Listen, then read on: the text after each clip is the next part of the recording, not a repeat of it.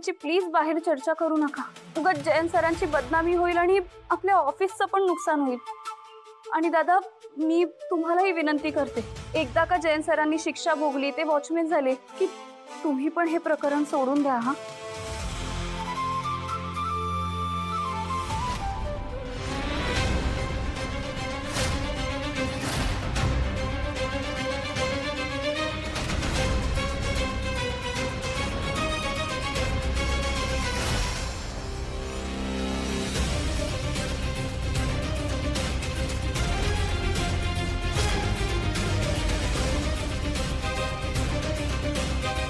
वाह वाह वाह.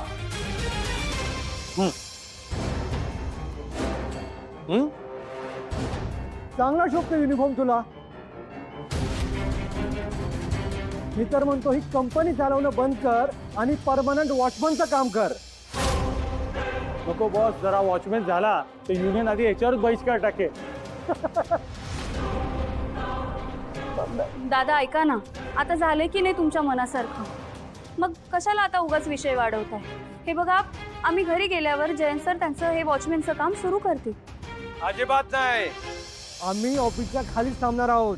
तुमचा व्हिडिओ कॉल पूर्ण झाल्याशिवाय कुणीही तिथून हलणार नाही. बरं ठीक आहे, जशी तुमची इच्छा.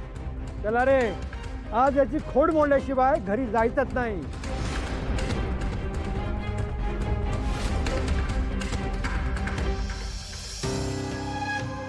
Guys, let's get back to work.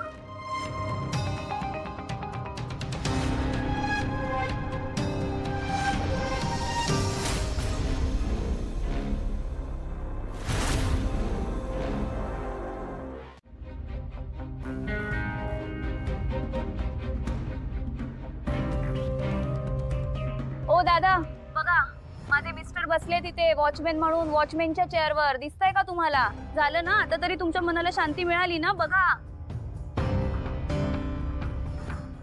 Jayant sir, मला ना आता खूप भूक लागली, म्हणजे ना ही भूक सहनच होत नाहीये मला आता. तर आता मी आज जाते आणि जेवते. हा, पण तुम्ही मात्र इथेच बसा.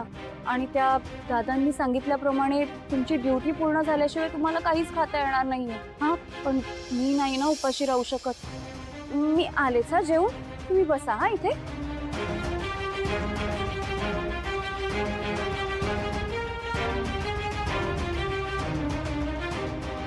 जयंत, मला शिक्षा व्हावी, त्रास व्हावा म्हणून तू मुद्दाम वॉचमॅन झाला होतास ना?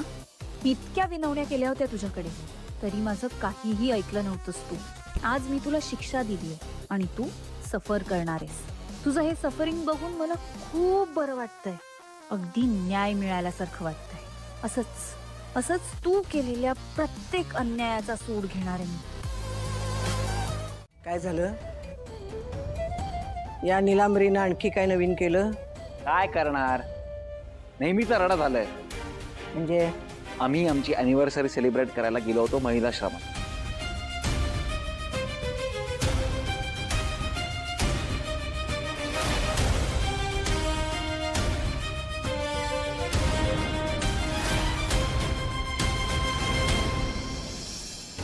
हे जे सगळं झालं ना, खरं तर तुम्ही दोघांनीच तिला डोक्यावर चढवून ठेवलंय. तिथं मी जर असते ना, तर सगळ्यात आधी 2 कानपटात लावल्या असत्या तिच्या. आजी, कसं आहे ना, भावना आता आपल्या पक्षाची प्रतिनिधी सुद्धा आहे, त्यामुळे बाहेर काही करताना जरा जपून बोलावं लागतं, नाहीतर कुठल्याही गोष्टीची बातमी होऊ शकते. त्यात आता या वहिनी भावनाच्याच विरोधात उभ्या राहिल्यात, विनाकारण आमची बदनामी होते. काय हो, काळे पाटल्यांचे ढाण्या वाघ. इतकी वर्ष या राजकारणात असून तुमचा काय उपयोग मग? आणि हो, आमच्या ढाण्या वाघाची लाडकी बायको भावना, तुम्ही इतक्या शिकल्या सवरलेल्या आणि निलांबरी एक अशिक्षित गावंढळ बाई अशी तुमच्यावर मात करते. सहजासहजी 4 चौघात बेमालूमपणे तुम्हाला पाणी पाजते आणि तुम्ही गप्प. काय हो, तुमच्या या शिक्षणाचा, तुमच्या या अनुभवाचा आम्ही काय लोणचं घालायचं? हे सुलक्षणा सर्जेराव गाडे पाटील तुम्हाला सांगते दोघांनाही, लवकरात लवकर या निलांबरीला वेसण घाला. ए काय ना, काढो एकदा उधळलं की कुणालाही आवरता येत नाही. मग तुमच्या दोघांच्या बरोबर आमच्या राजकारणाचाही खेळ खंडोबा होईल. समजलं?